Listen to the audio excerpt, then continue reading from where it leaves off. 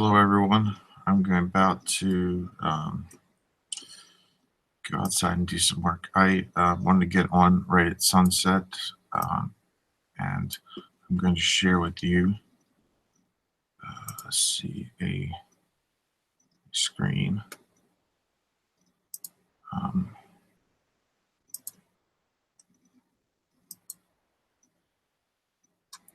It just came on. Breaking news, breaking news.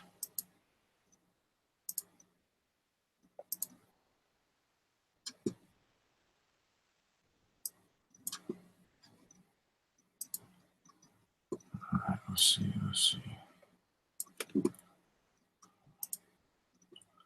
Breaking news. Let's see. Share. All right, enjoy.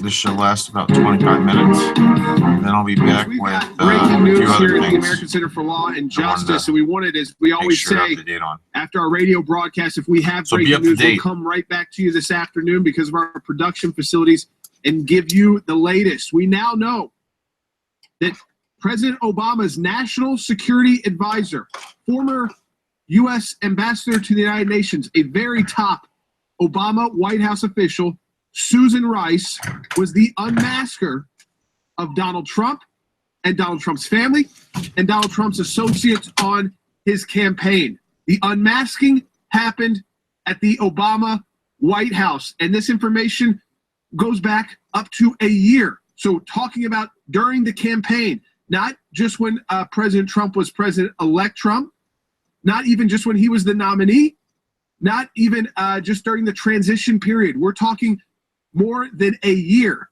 And this information was disseminated from the White House to the Department of Defense. Remember, we talked about that former Undersecretary Farkas, to James Clapper, the Director of National Intelligence, and to John Brennan, the CIA Director. By the way, Brennan, Susan Rice, and Clapper have all denied any kind of administration unmasking and surveillance. They've got a lot to answer for now. This was uncovered by the National Security Council, Trump National Security Council, White House attorneys, then turned over to the Office of the White House Counsel. I believe my dad is about to join us. But folks, let me just go through this one more time. Breaking news. It was the Obama administration conducting the surveillance and unmasking of Donald Trump. We now know that is confirmed. It came out earlier in a Bloomberg News report by Eli Lake, and then there was a follow-up by Adam Housley at Fox News, which had a lot more information in it, kind of continued on the story, and I believe we're going to have a lot more for you on radio as well tomorrow. But you need to share this with your friends and family. Listen to this. Multiple sources have now told Fox News that Susan Rice, former national security advisor under then-President Barack Obama, this is, again, a very close position to the president, someone always at the president's side, requested to unmask the names of Trump transition officials caught up in surveillance. The unmasked names of people associated with Donald Trump were then sent to everybody who worked at the National Security Council, some people at the Defense Department, then Director of Intelligence, James Clapper, who's denied any kind of surveillance of Donald Trump or his associates, and then CIA Director John Brennan also has denied any kind of this surveillance. Also includes the Deputy National Security Advisor, someone who was on television a lot, Ben Rhodes. The names were part of incidental electronic surveillance of candidate and President-elect Trump. It includes President-elect Trump, his family, people close to him, for up to a year before he took office. So the surveillance happened, they unmasked it, it went back a year. The question now is, did it continue as well up until the end of the Obama presidency? And here's why. We've talked about that Executive Order 12333, which expanded the NSA's power to disseminate this kind of information and surveillance to 16 other intelligence agencies.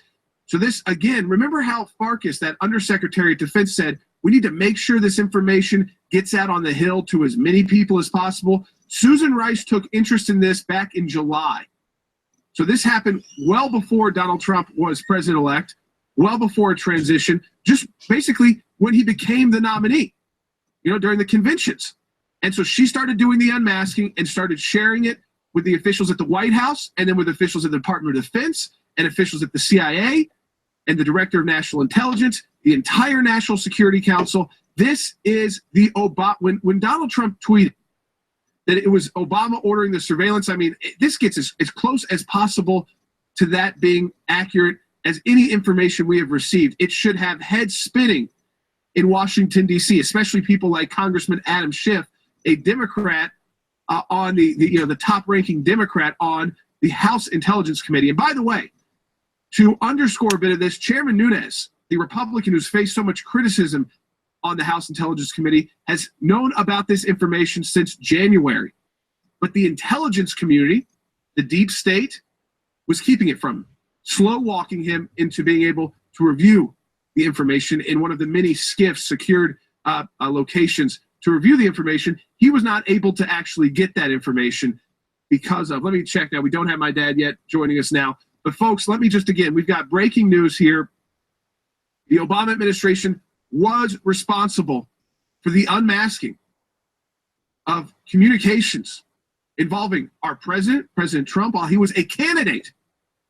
In fact, while he was a candidate, his family, we think about that, his family members, his closest advisors, information going to the Clinton campaign.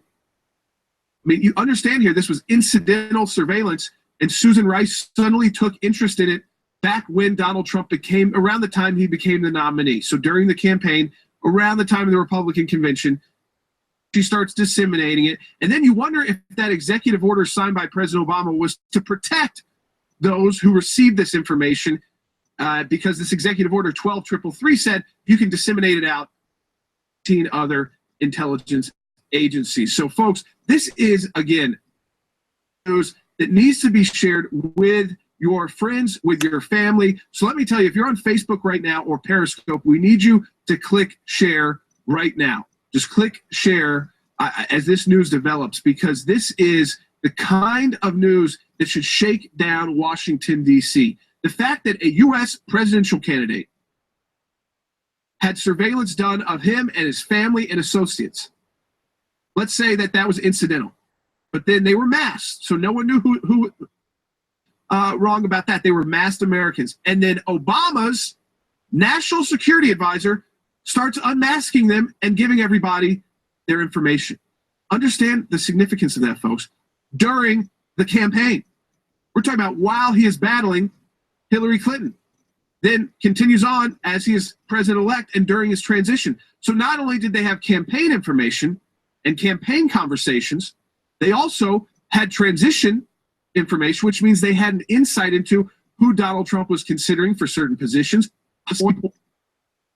Again, so they had both his campaign info and his policy info as president-elect. And folks, we're talking about the president of the United States under a U.S. election. No wonder they were trying to make this all about Russia. They were the spies.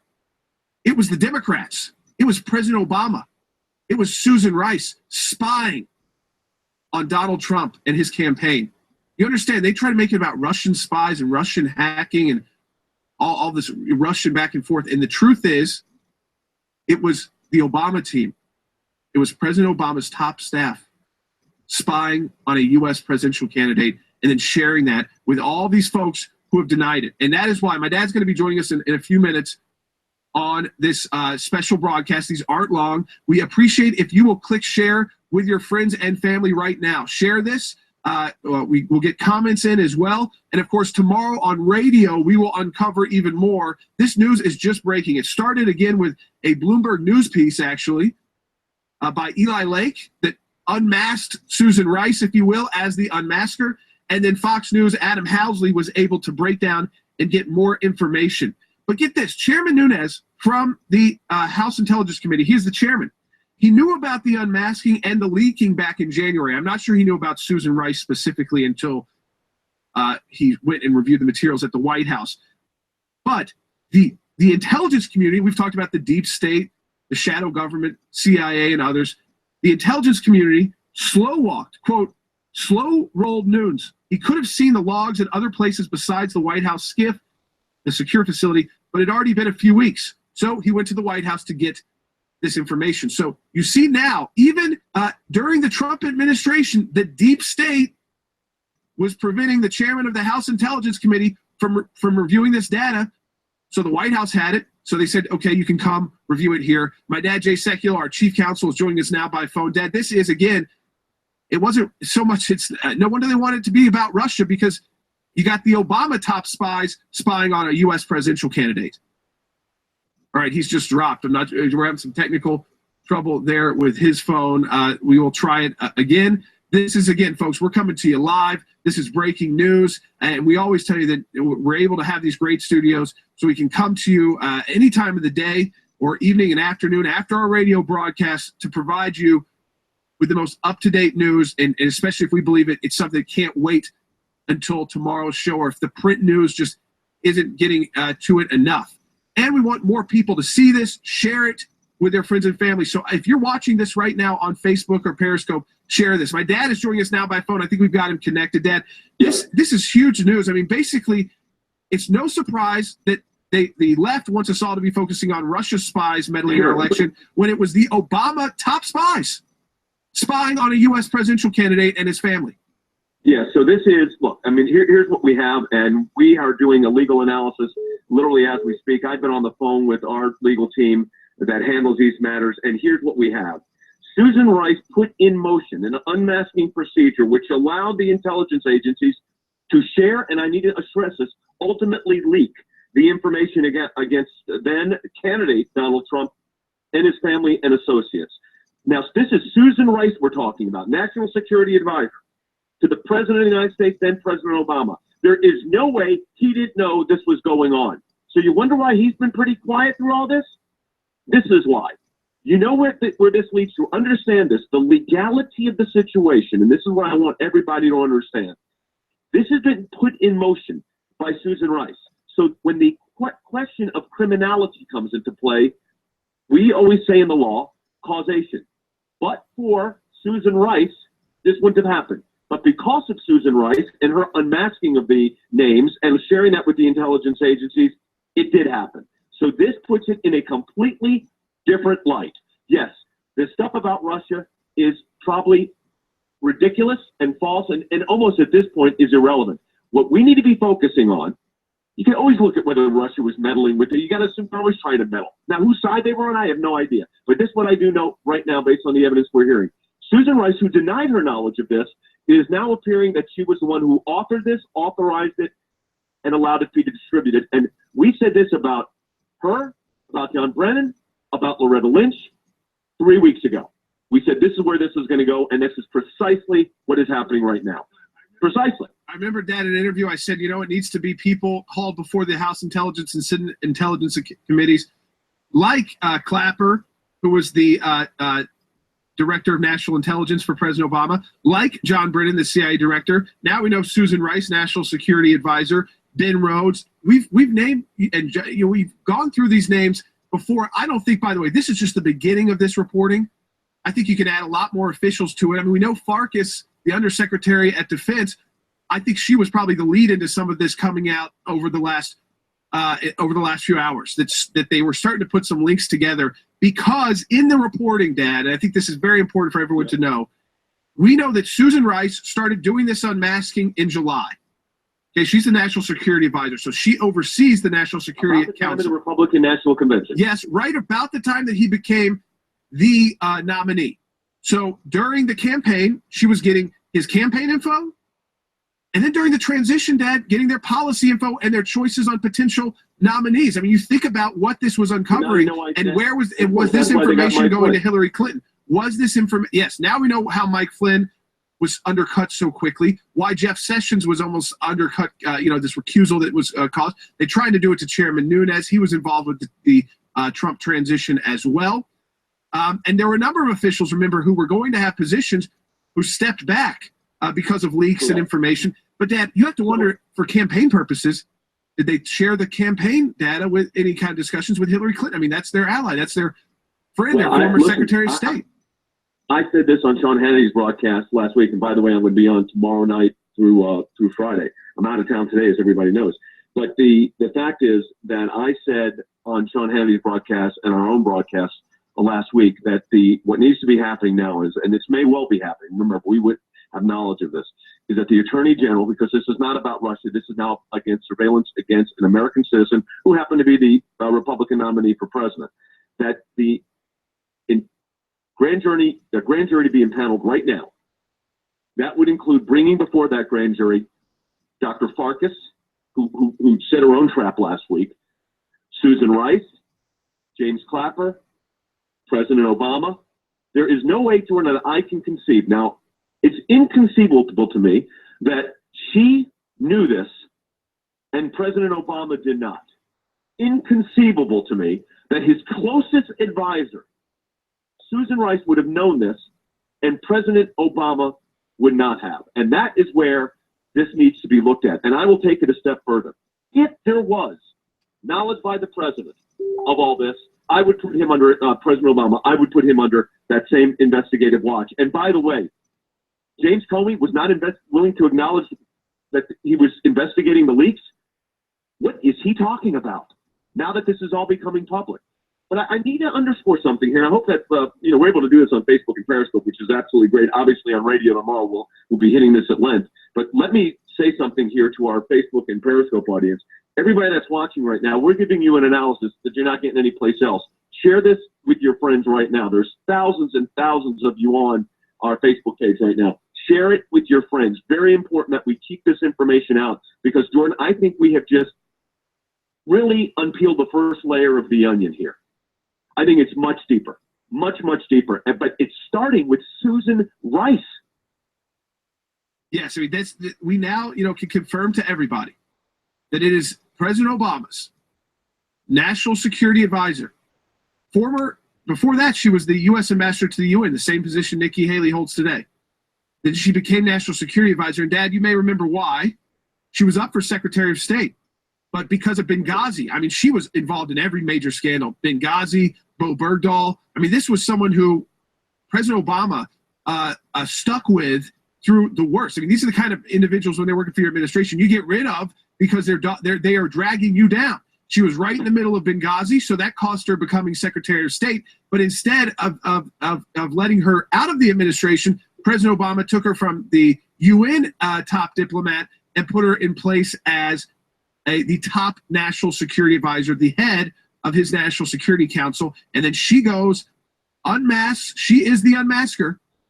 Donald Trump, his family members, his associates, as far back as a year ago. So during the campaign for president, a Democrat's top advisor at the White House, a Democrat president's top advisor, is unmasking the Republican candidates' information and discussions he's having. And that continues on through the transition, through the time he is president-elect. And that, what's even worse is that it was the White House National Security Council team that uncovered this, not the CIA, not the FBI, right, and not other intelligence agencies. It was the White House's own lawyers who were just doing a review of that executive order you talk about so much, 1233. They were doing a regular review of whether or not they should keep that executive order and came across this information. When White House counsel saw it, they said, wait, this has got to be turned over, to a real investigation, not just the National Security Council's lawyer doing this. Correct. So here's what we have to be looking at right now. And again, we encourage you on Facebook to share this with your friends. We're approaching almost 8,000 people watching right now. Let me say this, and again, share it with your friends on Facebook and Periscope. Let me underscore what we have to be looking at here. And that is, this is the most significant breach of due process, of national security, of meddling in politics in our lifetime. And if the left wants to downplay this, I want to see them defend. How are they going to defend President Obama? And this is Susan Rice, his most trusted advisor. And all reports and indications are she authorized this.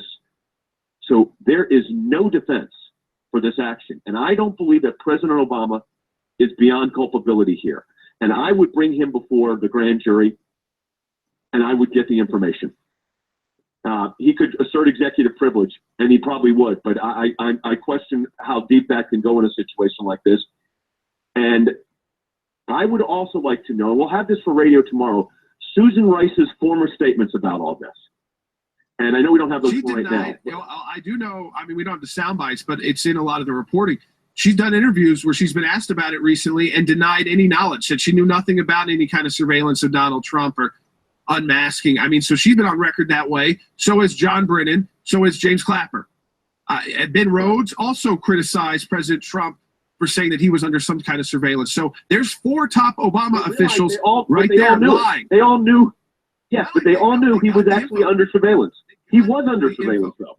He was under surveillance, and then this information about him after he was unmasked was being delivered throughout the Obama administration. So when she saw this, she didn't just keep it at the National Security Council. No. She sent it over to people at the Department of Defense, to James Clapper, as Director of National Intelligence, to the CIA director, shared it with her deputies.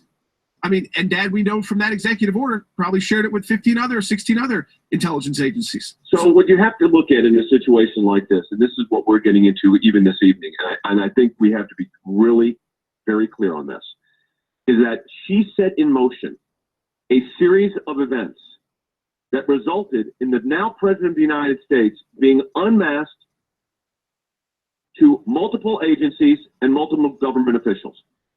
Susan Rice set that in motion. Now ask yourself this question, American people. Should she be held accountable for doing that? And I think the answer to that has to be yes. Now, how do we proceed with the investigation? Let me tell you what we're doing at the ACLJ. First of all, we are reviewing right now all applicable criminal statutes. Number one. Number two, we are looking at all applicable civil statutes because, as I talked about on the broadcast last week, there are both criminal and civil remedies in a situation like this.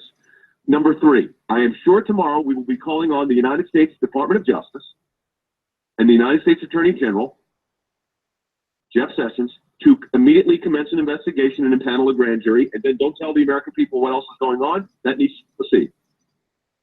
Number four, and I think this is also important, we have to find out how broadly this information was distributed. So that may mean Freedom of Information Act litigation requests. It may mean other investigatory tools that we can use outside of government to move this forward. But let me be crystal clear here to those that are listening and watching us right now on Facebook. And again, I'm going to urge, and I know Jordan's done this, share this with your friends. It is vital. There's been over 5,000 people have shared this already. We want to make sure this is in everybody's feed tonight, as I will guarantee you the left is going to downplay this and make this in the normal, what I'm already hearing him say, this was normal, incidental intelligence gathering. There was, and let me be very clear, there was nothing normal or incidental about intelligence gathering against the president, now President of the United States, then Republican nominee. Nothing incidental about that. No, during his campaign, of his family as well, of his top advisors. So they were getting campaign info, probably campaign strategy, then transition strategy. It's no wonder they were trying to effectively undercut so many of President Trump's potential choices for cabinet or undersecretary positions, staff members as well that didn't end up joining. It's because they had been spied on by President Obama's staff, top White House staff. I think that's the way to say it. They talk about Russians meddling. It was our own president and his top national security advisors. And what do you expect from the people who lie about Benghazi? What do you expect out of the people who bring back Bo Bergdahl and trade him for $5 million, now facing trial, court-martial, but she defended him as well, Susan Rice, someone who couldn't make it as Secretary of State, but President Obama trusted so much as a political confidant, he kept her on, made her his national security advisor. That this, again, you had the president's team being spied on during their campaign by a sitting president. So the new president's team spied on. Well, let me, what you said is, what Jordan just said, folks, I want everybody to understand what he just said, and this is clear. This is what we know of the facts right now.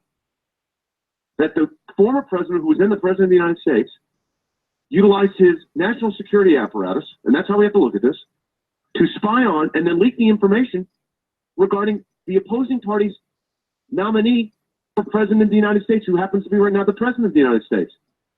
And they were laughing when Donald Trump said wiretaps. Well, this is way more intrusive than a wiretap. This is surveillance and leaking of information, which is not only criminal and civilly wrong, but puts at risk our entire intelligence gathering capabilities. And that is what this is about. And that's what we are going to be focusing on like a laser beam in the next 24 hours. Yeah, By folks, the time we are on air tomorrow, we will have the answer on this. Folks, we are this again. We wanted to update you. We tell you that when there's breaking news that warrants it, we come back into the studio. We bring our teams back in. We join whether it's by phone or right here in our studios. Okay. We bring our team back in so we can broadcast to you. As we close this out, remember to click share, because even when we finish this live video, your share, people will still be able to view this video. So it won't go away. It will continue. So everybody needs the truth. Everybody needs the real information. And then, of course, tune in tomorrow on Jay Secchio Live. That's at we broadcast live on Facebook at noon Eastern time and on Periscope. That's at noon Eastern time. We're going to have a lot more questions answered for you about the law, civil law, the penalties that these officials could face. And I also believe that the news media is going to uncover even more information about this. So, Dad, thanks for joining us by phone. Yep. Everybody on Facebook and Periscope, thank you for tuning in at the end of your, I'm sure, busy work day for many of you on the East and East Coast and Central time zone as well. For those of you out West, enjoy the rest of your work day and click share. Share this with your friends and family. Share this on Periscope and Facebook. We will talk to you tomorrow on Jay Secchio Live. Absolutely. Okay. So I wanted to share a few other things with you. My dad, he pointed out that I had witnessing material up on my computer. Let me see if I can pull that up real quick. He's like, yeah. He's like, you got to share that. It's like, yeah. I got taken down worldwide for sharing witnessing material a couple other days. So it looks like it's not coming up right now. This pastor I like is he is here. He wrote the book on Christian dating, so I'm gonna let him give his spiel. He just published this video today. I got the mail outside, picked up all my leaves.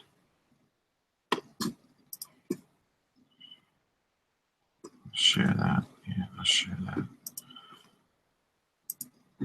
Hello, internet friends. It's been a while. I've been very busy with school. I'm still busy with school, actually. I have a few weeks before the term is over. But tonight, I am headed down to the salt tasting room in Gastown, hip little spot, for something called Mix and Match, which is really kind of funny to me. So the story behind Mix and Match is that my two friends, Chantel and Annie, who are Regent students, decided they were so fed up with the messed up dating scene in Vancouver and specifically Regent College. Oh, overdraft so tired of fees. People being unwilling to get to know other people and mix things up, I guess you could say, that they took things into their own hands. Ladies and gentlemen, report to the dance floor. Report to the dance floor. Tonight, they're getting people together. It's called Date Your Mate. So you bring a friend of the opposite sex that you're not interested in dating. So there'll be an equal number of guys and girls. You bring your mate, and then people mingle, and you get to know other people. And hopefully out of that, there will be just more interaction. People getting to know other people, going on more dates. So obviously, the thing that's so funny about this is me, the author of I Kiss Dating Goodbye, which has contributed to some of the dating culture issues, am paying penance by being a facilitator who is going to help these singles mingle. Here we are. They even have a sign. Welcome, mix and mingle.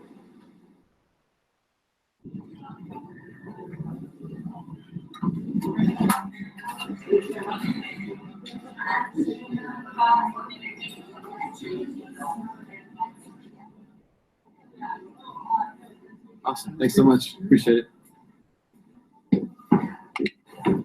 This is so cool. They have their own little place. Hey, this is the place. This is so cool. I can't believe you found such a great spot. Wow. This is Annie. Yeah, this is a video.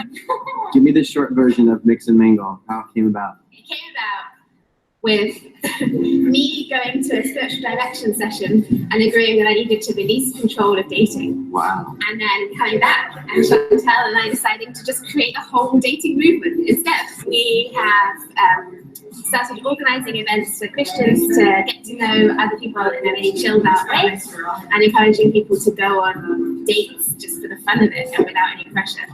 And then we'll also be organizing some seminars to help people think through dating from a biblical perspective. Yeah, so the idea is we have felt a bunch of pressure around dating and what it means to date biblically, and so we kind of said, well, I feel like there's something maybe broken about our culture and the way that we do things, and maybe we can just take some time to reassess it and analyze what it is that we do, and maybe learn a little bit ourselves and help other people to walk through it with us. That's great.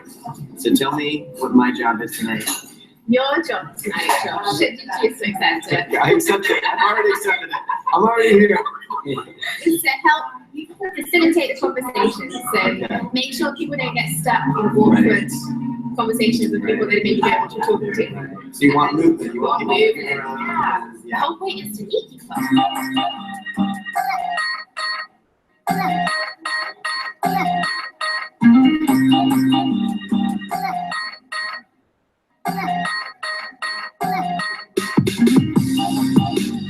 Now, I have a weird attitude towards dating in lots of ways.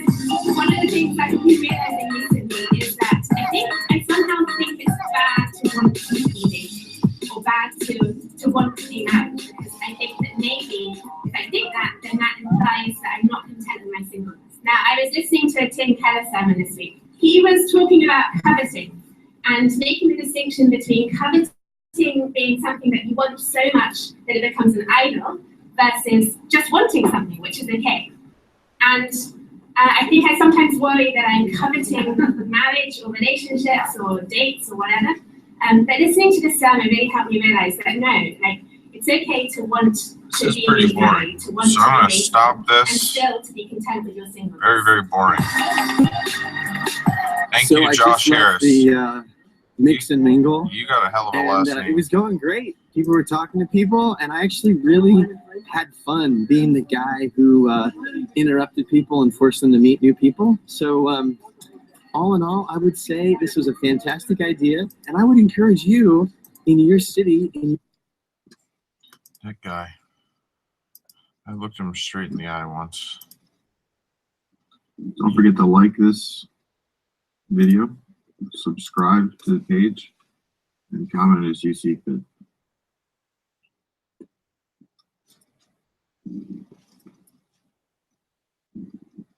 Apparently, Josh Trumbo just hit a home run.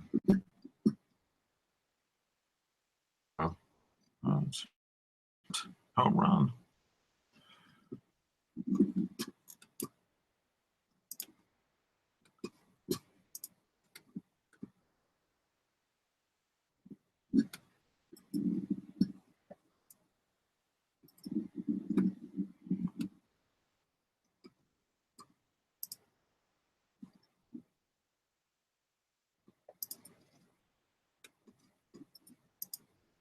Let's try this again.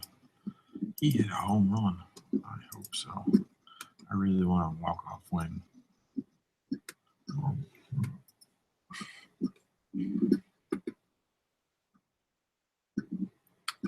Okay.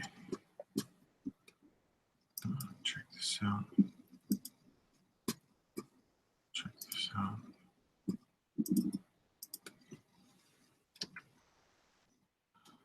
My stapler's upstairs, and I got a couple other things I want to. There's like black, red, yellow, and green wires I want to strip and install. So let's see what the oil score is.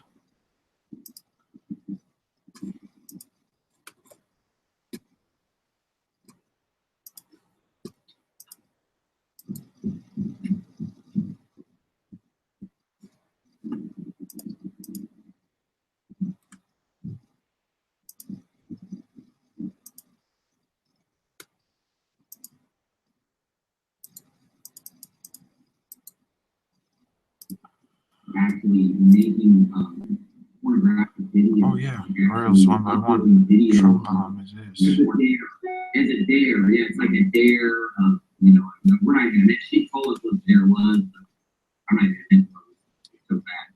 But she was just saying that her school has not been a problem because she seemed like she ran a pretty tight ship in that school. But she said other schools have got on it and had scandal. Alert from calendar. Watered in the coquina. Alert from calendar. Water state. Alert from calendar. Liberation Day. Alert from calendar. Never I state. kind of just roughly alluded to that scandal, and I talked about how, you know, once you upload stuff to the internet, it's there forever.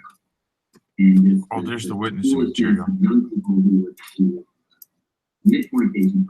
All right, let me see if I can bring this for a landing. I know it's 7:10 and the nightly news is on. It's a dare. Yeah, it's like a dare. You know, we're not even. She told us what the dare was. I'm not even so bad. But she was just saying that her school has not been a problem because she seemed like she ran a pretty tight ship in that school. But she said other schools have got on it and had scandal. Alert from calendar. Watered in the coquina. Alert from calendar. Water state. Alert from calendar. Liberation Day. Alert from calendar. I kind of just roughly alluded to that scandal, and I talked about how, you know, once you upload stuff to the internet, it's there forever. And just the foolishness of young people who would commit fornication, first of all, fornication of and just you know, getting involved in these videos where they're uploading them, sharing them, viewing them, seeing videos they're producing. So I agree. Okay. Well, it appears the video ended. There's also another video. At church, they want to do this on Easter. I don't know how I feel about it, but they I'll read you the page and I'll put it on. Let's see. I'll put it on my video. They're just like really interested in doing this for Easter. Okay, yeah. So hi church. On Easter Sunday, Hope Kids will be leading praise on stage with dance motions. Unlike our past presentations, we encourage everyone to join us and do the dance with us, do the motions with us. Okay. Smiley face. That's an emoticon for all you. I can already envision an amazing time of praise and celebrating Jesus's possessive resurrection. Watch the video below to learn and practice the dance motions prior to Easter Sunday. So there's two videos. I'm just going to show those real quick. Hopefully they're good. I really want them to be good. Happy day. I'm going to strip these wires as well. Death is beating, you have rescued me. Sing it out, Jesus is alive. Wire the whole fax. Life eternal, you have one day. Shout it out, Jesus is alive. He's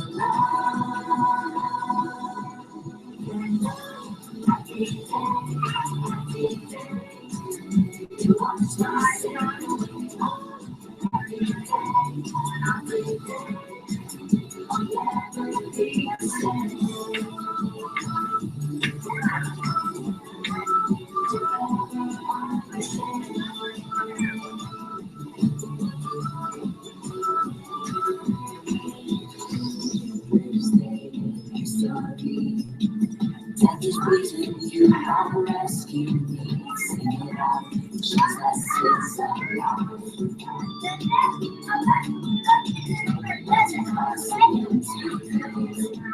Life eternal, you have one day. Shout it out, Jesus is alive. He's alive.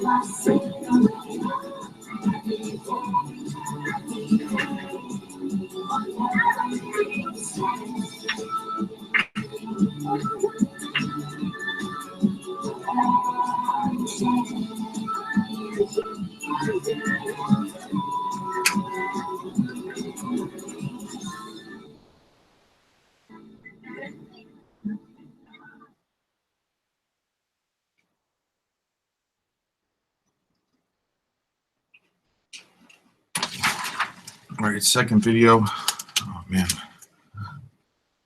Yeah, the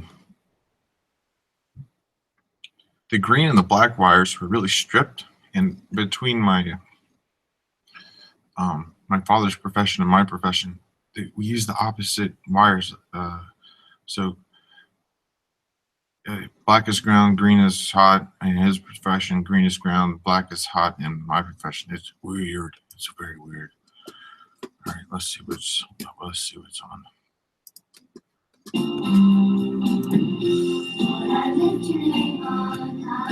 It's gonna come up.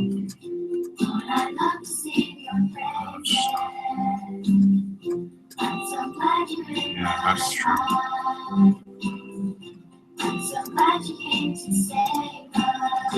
Alright, here they come. Make sure you learn the dance moves while I put these wires in.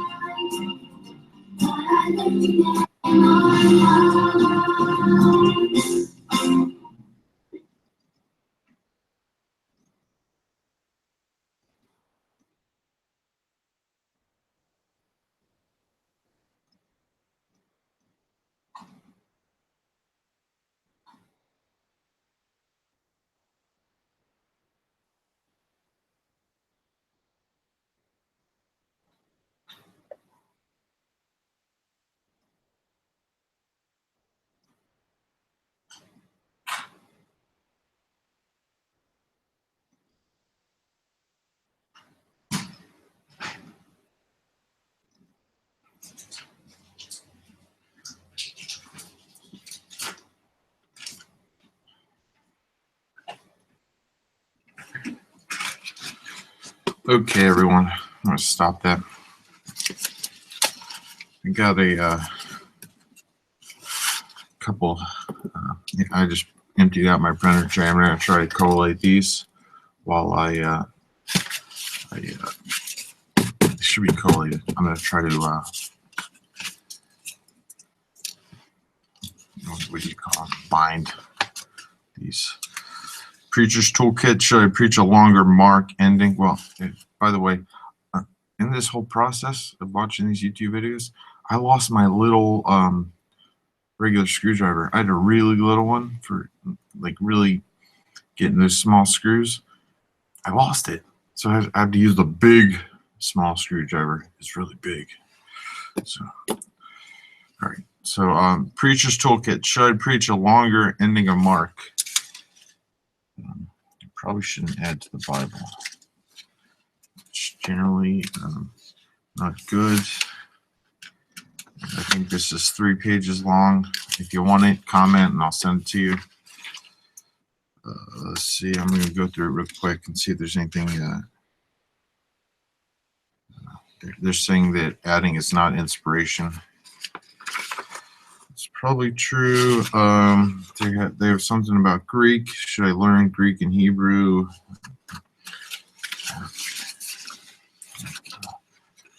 Should not lose your small screwdrivers. How about that? Trader Talk. How can a company with 35 billion market cap have no revenue? That's also 3 pages. Okay. They didn't learn how to speak Greek like our great elder. Okay. I have lots of knowledge for this one. And also it printed left justified. It didn't really justify all the way right, so maybe that's why. Okay. This is a dear friend of my father's church, Sue and Gary Deere. Deere is actually how it's said. 1 E, 2 R's instead of 2 E's and 1 R.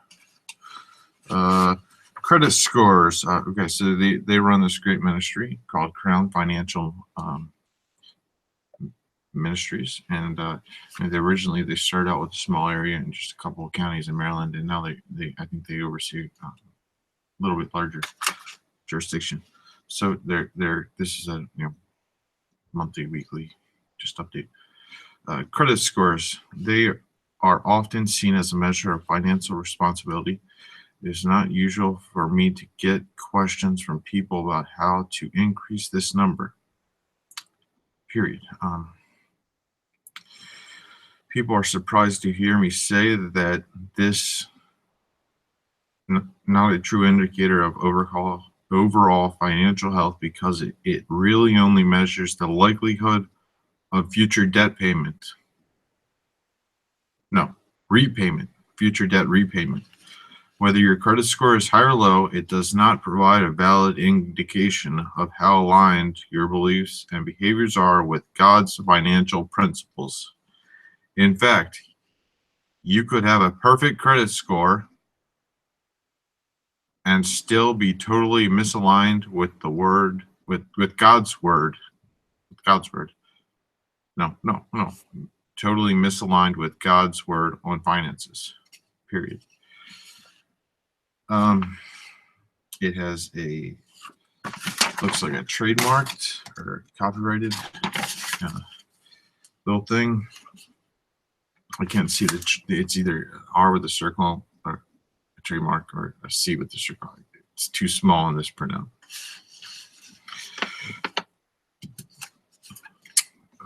Obviously, it's something government protected. To help determine your overall financial health, Crown has developed an assessment called Money Life Indicator. This cool tool uses your answers from 52 questions to help you evaluate your beliefs and behaviors in 9 financial stewardship areas: Results are emailed to you along with a suggested action plan based on your lowest scoring areas. To experience this tool yourself, use the link. Again, comment and I can send this to you, and I might put the link in there anyway, so you can check. Maybe. Engaged and married couples can use an upgraded version to see their financial compatibility. Leaders can utilize the group organizational assessment to gain awareness of the financial attitudes and actions of their teams or congregations and understand their top areas of need. The results of these reports can be used as a springboard to disciple people towards financial faithfulness. And that's where we really want it.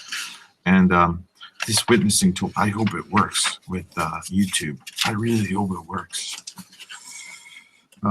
Couple pretty pictures. It looks like it's 4 pages long, not 3, like the other articles. Sue and I have an opportunity to teach over 50 students at Grove City College in Pennsylvania last month as part of a Faith and Finances series. For more than an hour, I interacted with these students while walking them through essential biblical principles of finances to equip them as faithful stewards of God's resources. Then, for the next couple of hours, Sue and I shared aspects of our financial stewardship journey while co-teaching how to create a spending plan and use the debt snowball to eliminate debt. It was a privilege to meet students afterwards. To answer their questions and hear their stories, we are trusting the Lord that the students and staff who attended will take to heart what was presented and apply what they learned. And they have a few prayer requests. Looks like 6 prayer requests. I'm gonna skip it because we're almost past the nightly news. I don't want to go past the nightly news, especially, you know, Orioles winning and Nationals winning, and looks like I printed twice. I printed Gary and Sue out twice. God bless them.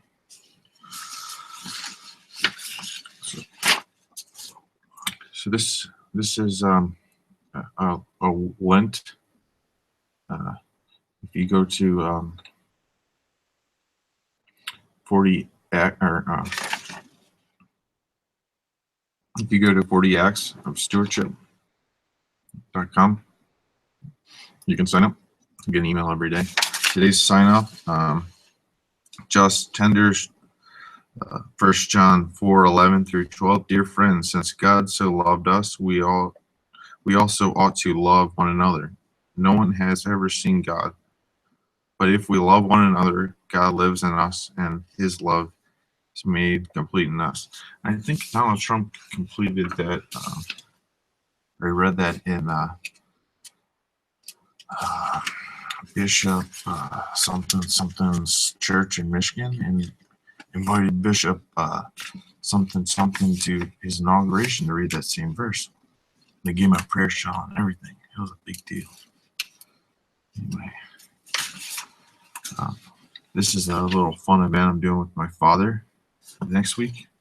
Looks like we're going to New England. He gets me in so much trouble. All right, here's the really good stuff. Here's the really good stuff. Not my father getting me in trouble. I'm completely capable of getting myself in trouble. Okay, let's see. So this first one is 2 pages. Vladimir Putin. I'm trying to find these documents. Okay. Terrorism considered among possible causes of St. Pete Metro blast. Putin. Blah, blah, blah, blah. It's 2 pages. It's not that long. Yeah, they've been playing around with numbers. Looks like 9 people were hurt. And then this is the one I really don't get. 9 people hurt. So Let me see. It looks like this one's 3 pages with a correction. So it's 2 pages without the correction, 3 pages with the correction. I'll try to read you the correction because that's the most important part. Jared Kushner, that is Trump's son-in-law, travels to Iraq. Who would have thought? There's some people who want him to get out of Dodge. Kushner, President Donald Trump's son-in-law, was invited by the chairman of the Joint Chiefs of Staff, Joseph Dunford, and is traveling with him, sources told CNN. Gray kicks, blah, blah, blah, blah, blah. And I'll read you the correction. An early version of the story prematurely reported Kushner's arrival. So he hasn't got there yet. Well, he hasn't got there whenever this was published. It doesn't say when it's published. That's why I don't like this software. Sometimes it deletes information about the different articles. Like at different websites, it deletes different information, and you're like, oh, there's no author. This guy has to have an author. Everything has an author. And nope, not this article from CNN. It doesn't have an author. Like, I'm pretty sure it has an author. Can't talk to myself. Okay. 2 other things. I have an application for automatic exemption to, basically the 4868 form to pay my taxes, and this why pastors should catechize their congregations. This is one I really wanted to read. Published March 20th, 2017. Okay. Just going through. It's 4 pages. They're quoting Deuteronomy 6, 4 through 9, Exodus 13, 14, and Ephesians 6, 4. Catches provide the framework for children to understand the Bible. Okay. Let's turn to the 4th page. That's where the good stuff is. Feed your family's bodies with food, but feed their souls as well with good catechetical instructions. Okay, looks like I'm over the time, about an hour. Evening news ended. A couple things. This is not a screwdriver. See this? Not a screwdriver. This is a pencil.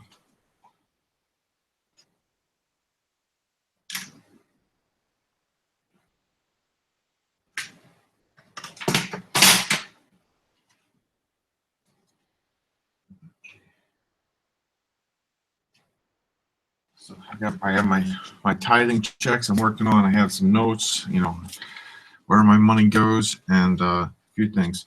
These guys really helped me out. Jiffy Lube, they took care of my car. They were great. And this is what I'm cooking for dinner. So if you see this online, mom, dad, anybody, make sure you like the video because I'm cooking this right now. Subscribe to the channel and comment as you see fit. Good night, everyone. Good night.